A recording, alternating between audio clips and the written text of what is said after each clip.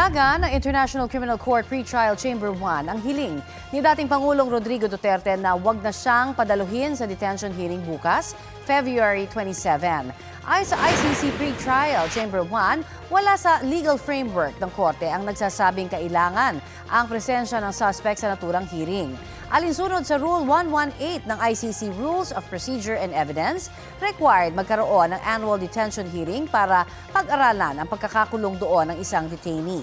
Itutuloy naman mamayang alas 5 ng hapon, oras sa Pilipinas, ang Day 3 ng Confirmation of Charges hearing sa kasong Crimes Against Humanity laban sa dating Pangulo. Ang Duterte Defense Team naman ang nakatakdang magpresenta ng kanilang mga argumento at ebidensya para kontrahin ang mga akusasyon ng prosekusyon.